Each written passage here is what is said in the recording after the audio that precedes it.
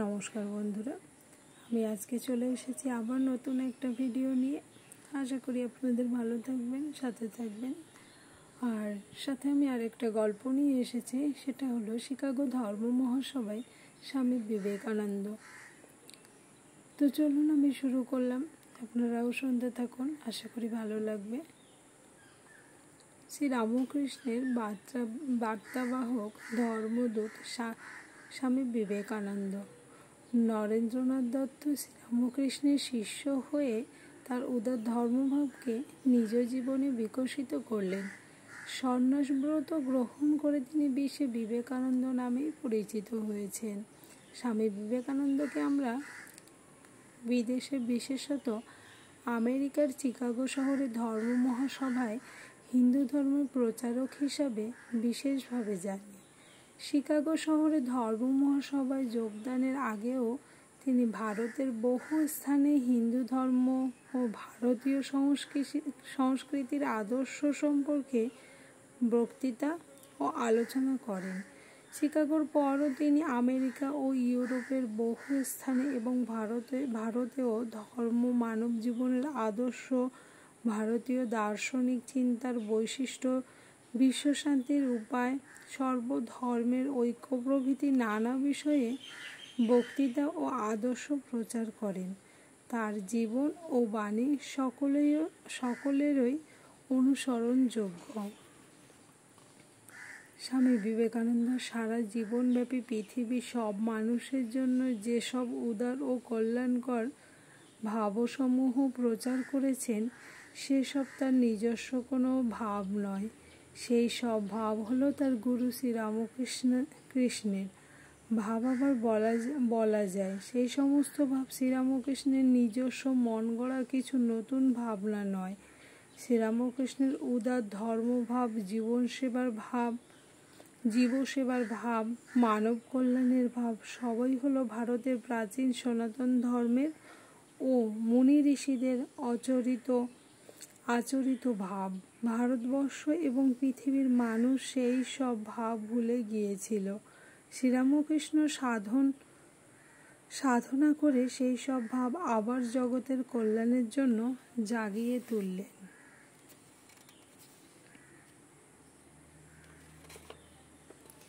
কিভাবে, কখন কার্যে পরিণত হতে পারে, সেই সব বিষয় প্রত্যক্ষ অভিজ্ঞতার দ্বারা জেনে নিচ্ছিলেন।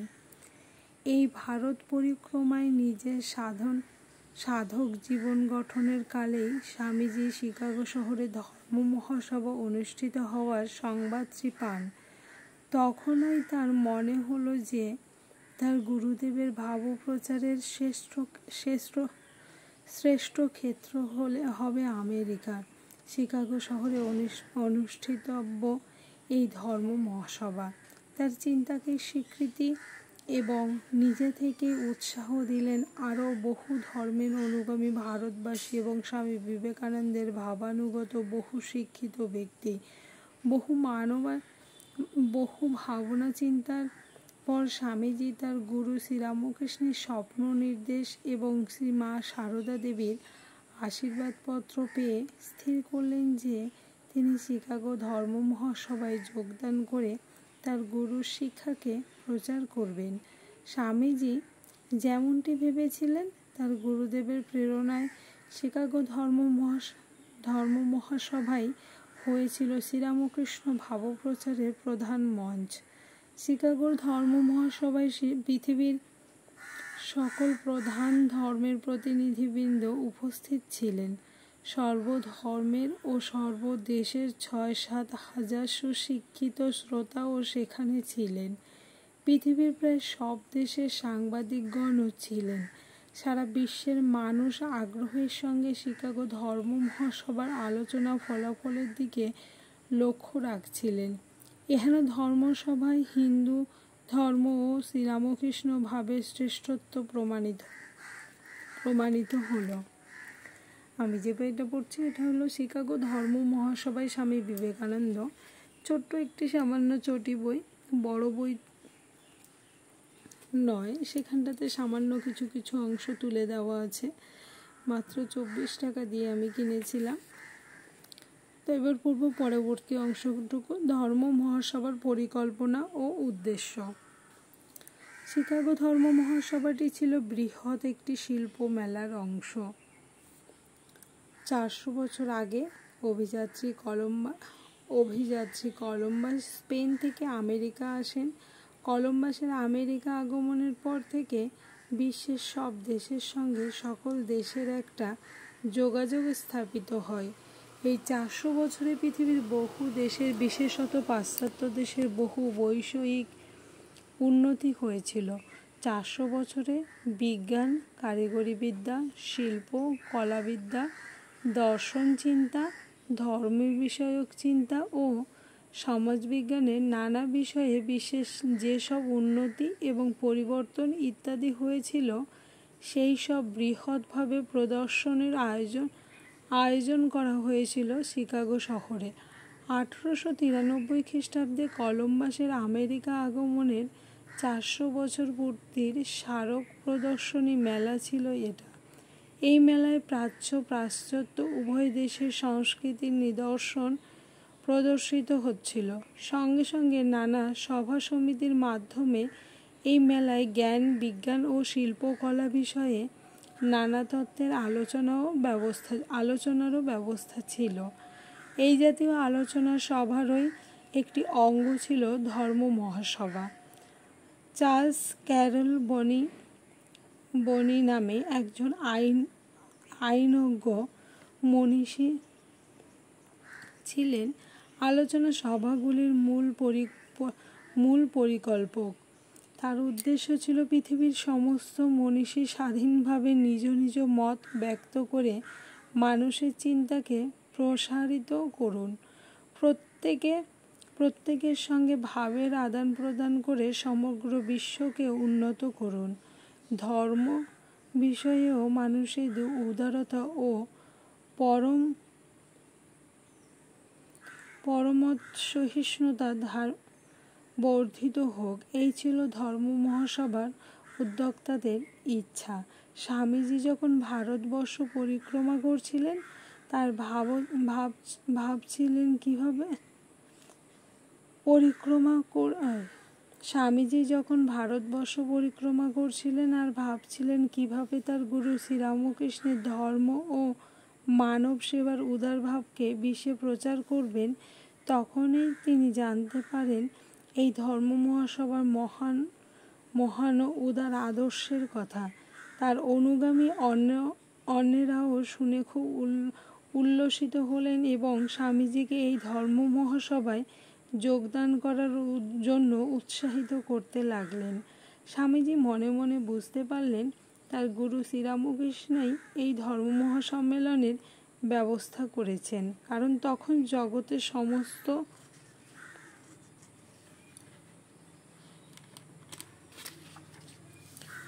ধর্মমতের প্রতি শ্রদ্ধা ও সমস্ত ধর্মকে একই সত্যের বিভিন্ন প্রকাশ বলে গ্রহণ করার মতো উদারতা ভারতের হিন্দু ধর্মের মতো অন্য কোনো ধর্মের ছিল না।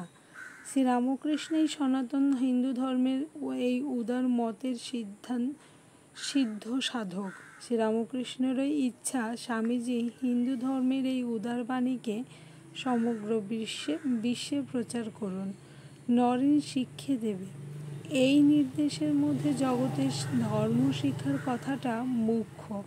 অবশ্য ভারতবর্ষের ক্ষেত্রে ধর্মের অঙ্গ হিসাবেই অন্যান্য জাগতিক বিষয়ে উন্নতির শিক্ষার কথাও স্বামীজির প্রতি এই নির্দেশনামায় নিহিত আছে।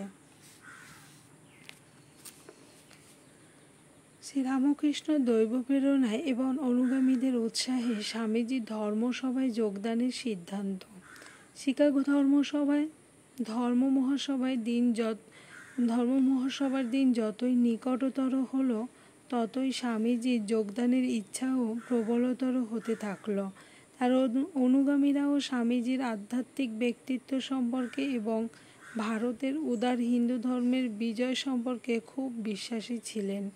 তারাও তাকে বারবার উৎসাহ দিতে থাকলেন। তার উৎসাহদাতাদের মধ্যে ছিলেন দক্ষিণ ভারতের শিক্ষিত যুবকগণ, ভারতীয় ধর্মদর্শের প্রতি শ্রদ্ধাশীল রাজা মহারাজাগণ ও ভারতপ্রেমী মনীষীগণ। সর্বোপরি তিনি ধ্যাননেত্রে দর্শন করেন তার গুরুদেবকে বিদেশে যাওয়ার জন্য নির্দেশ দিতে ও লাভ করেন শ্রী শ্রী মা সারদা দেবীর আশীর্বাদপূর্ণ অনুমতিপত্র। আমেরিকা যাত্রার পূর্বে স্বামীজি দৃঢ় প্রত্যয় লাভ করলেন যে আমেরিকা শিকাগোতে ধর্ম মহাসভার ব্যবস্থা তার গুরু শ্রীরামকৃষ্ণের ভাবপ্রচারের জন্যই করা হয়েছে। আমেরিকা যাত্রার পূর্বে স্বামীজি তার গুরু ভাই স্বামী তুরীয়ানন্দকে বলেছিলেন, হরিভাই, ধর্ম মহাসভাটা এরই নিজের দিকে আঙুল দেখিয়ে এরই জন্য হয়েছে। আমার মন তাই বলছে। শিকাগোয় এর প্রমাণ দেখতে পাবে, শীঘ্রই এর প্রমাণ দেখতে পাবে। স্বামীজি ভবিষ্যৎবাণী তার গুরুর কৃপায় বাস্তবে পরিণত হয়েছিল। মাদ্রাজের যুবকদের চেষ্টায় কোনো অনুগত ধনী শিষ্যের দানে স্বামীজির আমেরিকা যাত্রা ব্যয় এবং কয়েক মাস সে দেশে থাকার মতো অর্থের ব্যবস্থা হয়ে গেল। স্বামীজি 1893 খ্রিস্টাব্দে 21শে মে ভারত থেকে যাত্রা করে জুলাই মাসে মাঝামাঝি আমেরিকা যুক্তরাষ্ট্রের পশ্চিম উপকূলে ভ্যাঙ্কুভার বন্দরে পৌঁছালেন। ওকে, এই গল্পটুকু এখানে শেষ হলো। পরবর্তী অংশটা হলো আমেরিকার প্রথম অভিজ্ঞতা, নতুন পরিবেশের কঠিন পরীক্ষা স্বামীজির। স্বামীজি যখন আমেরিকা এসে পৌঁছলেন, ধর্ম মহাসভা আরম্ভের তখন প্রায় মাস 2 বাকি। নতুন পরিবেশে স্বামীজিকে নানা কঠিন পরীক্ষায় উত্তীর্ণ হতে হয়েছে। ভ্যাঙ্কুভার থেকে শিকাগো শহরে মেলার প্রাঙ্গণে এসে স্বামীজি রীতিমতো ঘাবড়ে গেলেন। বিশ্ব মেলায় পৃথিবীর নানান দেশের অসংখ্য নরনারী বা রাস্তায় ভিড় করে চলেছে। সকলেই পোশাকে আশাকে কেতাদুরস্ত মানানসই। স্বামীজির পোশাক আমেরিকাবাসীদের কাছে কিম্ভূত কিমাকার। তিনি মালপত্র নিয়ে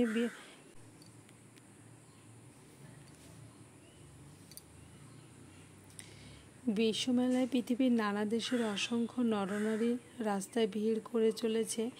সকলেই পোশাকে আশাকে কেতাদুরস্ত মানানসই। স্বামীজির পোশাক আমেরিকাবাসীদের কাছে কিম্ভূত কিমাকার। তিনি মালপত্র নিয়ে বিব্রত, কোথায় রাখবেন কোথায় থাকবেন বুঝতে পারছেন না।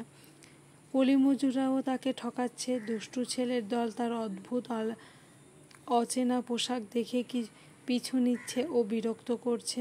খাওয়া দাওয়া ও ঘুম ঠিক হচ্ছে না। শীতে আশ্রয়হীন, খোলা জায়গায় থাকাও সম্ভব নয়। তাই তিনি একটা হোটেলে আশ্রয় নিলেন, যদিও হোটেলের খরচ ছিল তার ক্ষমতার অনেক বাইরে। হোটেলে স্বামীজি 12 দিন ছিলেন। রোজই তিনি মেলা দেখে নানা অভিজ্ঞতা সঞ্চয় করছিলেন। বিশ্ব মেলায় শিল্পযন্ত্র ও বিলাস দ্রব্যের বিপুল প্রদর্শনী দেখে স্বামীজি একদিকে চমৎকৃত এবং অপরদিকে দরিদ্র দেশের, বিশেষত ভারতের অন্ন বস্ত্রের অভাবের কথা ভেবে দুঃখ অনুভব করছিলেন। সারাদিন মেলা দেখে দেখে সময় কাটিয়ে ক্লান্ত দেহে হোটেলে ঘুমোতে এসেও মনে স্বস্তি পেলেন না। মেলাতে অনেকে তার দিব্যকান্তি ও সৌম্য চেহারা দেখে আলাপ করেন এবং তার সম্পর্কে উচ্চ ধারণা পোষণ করেন, কিন্তু তাকে কোনো প্রকার সাহায্য করার জন্য কেউ এগিয়ে এলেন না। একদিন মেলার অফিসে খোঁজখবর নিয়ে স্বামীজি জানলেন যে